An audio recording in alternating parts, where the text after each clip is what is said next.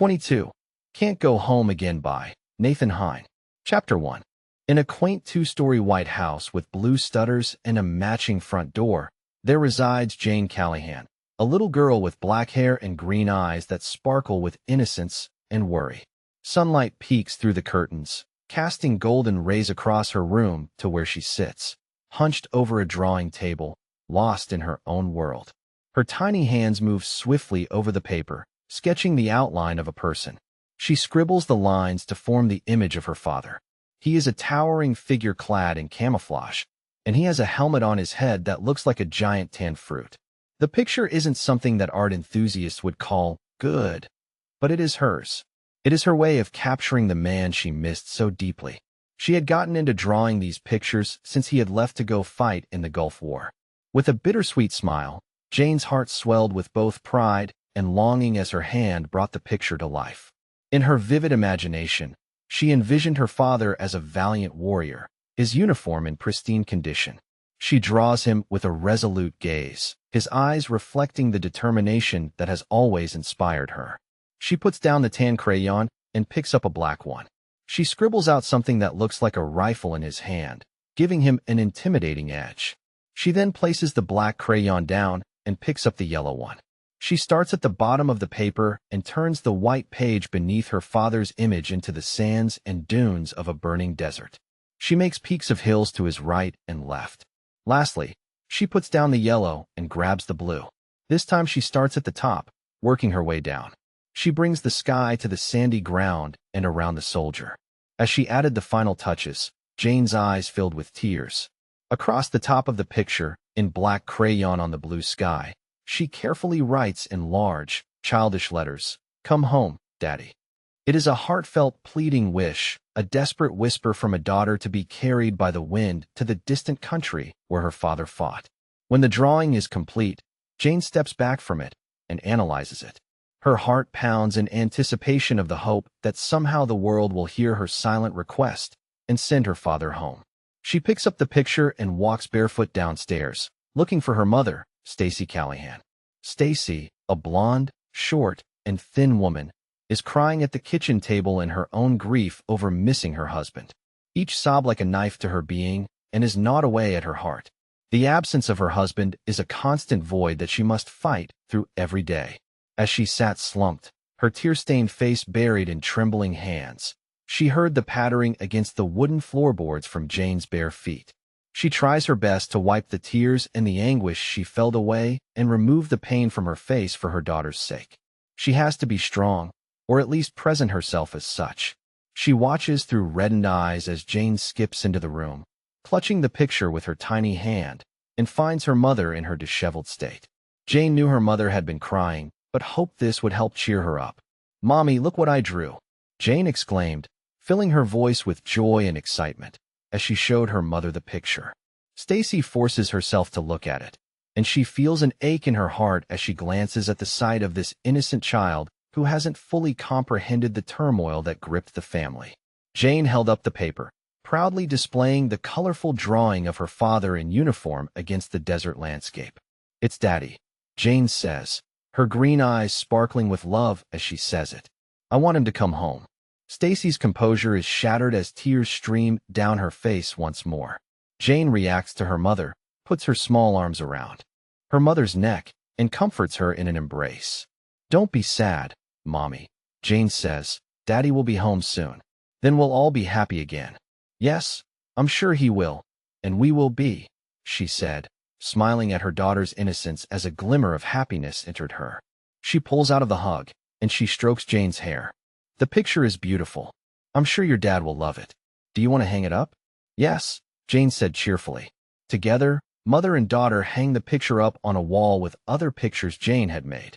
They are all similar, but different enough. They all have her father in them, with different scenery. Some are of him in the desert. Others have him at the military base where he left. Others are of him next to their home. One has all three of them next to their home. One has Jane and her father at the zoo, a special place they had spent a lot of time at together. It is their place. They all have different phrases on them as well. There is a "be safe," "miss you," "come back soon," and "I love you" among them all.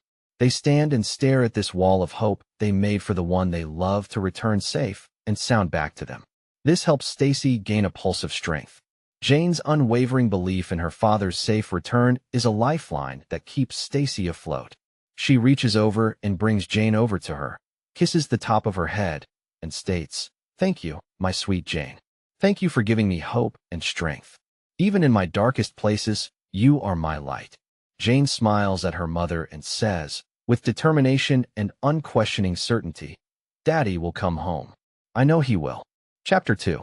Amidst the desolate expanse of the Gulf War, Sergeant Ron Callahan, a man of average height, thin-framed, hazel-eyed, and short dark hair formed in a high and tight under his helmet, found himself leading his team through a monotonous routine at a secluded checkpoint. Their eyes were scanning the barren desert with a mix of anticipation and boredom. The days blended together into an endless cycle of waiting, only to be broken up by the occasional patrol of the perimeter and the restless edginess of battle.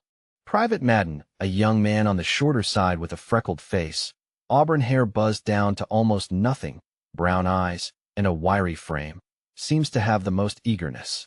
His impatience was evident when he would ask, "When are we going to see some action? I'm tired of just sitting here." "Shut that shit down already, Madden," barked Corporal James, the second in command of the team under Ron, getting tired of hearing it from him. Madden isn't the only one sitting out in this overheating sandy shitstorm of a country. We've been through this dozens of times. Corporal James is the tallest of the team. He has brown eyes and the hair to match, which is up in a high and tight like Ron. He is in excellent shape and is very by the book and firm about Army regulations. He could recite the book from memory, at least what he read of it. "Yeah, but I'm going stir-crazy out here. I need something to pop off already. Hell, I'd fuck a camel at this point just to say I did something over here." The team made a disgusted face at him, and Private Martinez, a tall, lean, and muscular Latino with black hair and brown eyes, said in his natural accent, "That's just wrong, man. No camel deserves that. Don't even joke about that. That's just nasty. You're nasty." Martinez is right. That is nasty. Almost as nasty as when I smoked him in his push-up challenge. Oh, James brags. Corporal James and Martinez often compete with one another in physical challenges to see which one is the most in shape. It's always a 50-50 split between them. One gets the edge on something and brags about it for a few days until they do something else, and then the other wins and brags. It's a constant back and forth, but it helps them pass the time. You didn't smoke anyone. I didn't feel well that day, and I just got done eating chow. Maybe it is that peach fuzz on your upper lip that held you back. Did the weight of that caterpillar slow you down? James is talking about the mustache Martinez has on his face. He is the only one who grew one. It is something that he is quite proud of. Every man in his family had one, and he wanted to have one ever since he could remember. You're just jealous because you can't grow one. Don't worry, you'll go through puberty one of these days, Martinez joked. I'll get you next time. Okay, next time. It sounds like the call of the resident loser to me. Loser. James put this left hand to the front of his helmet with his thumb straight horizontal and his index finger straight vertical, with the other finger bent over so the thumb and index formed the shape of an L as he said it. Yeah, I smoked your slow ass in the 500-meter last week, Martinez retorted. Whenever you want to go again, James says. All right, chill out with that, Sergeant Callahan said sternly. They sat in silence for a few minutes before Madden started talking out loud. Come on. Give me something to do before I fuck a camel. Yo, stop that shit, Martinez said, agitated.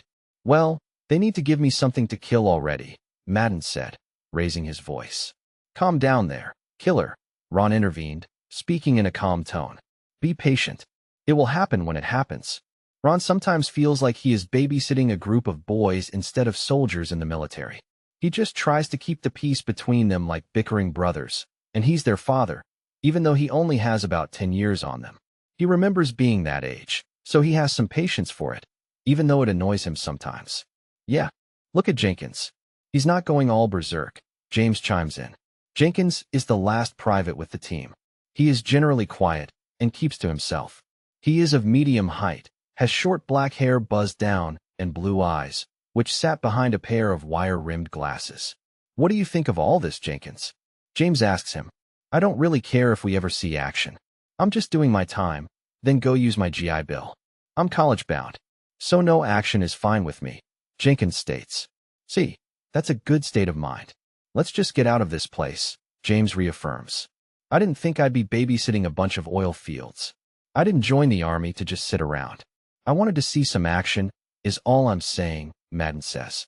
It could still happen, Ron says, even with his doubts, as it has been quiet for a while now. It is a contrast to when he first arrived. There was a bunch of fighting in the beginning, but it fizzled down to almost non-existent. Ron didn't have his team at that point. They all arrived later. Ron didn't come right out and say it, but he had been growing more and more concerned with Madden's mental status as time went on. Madden's behavior has become increasingly erratic since he has been in country.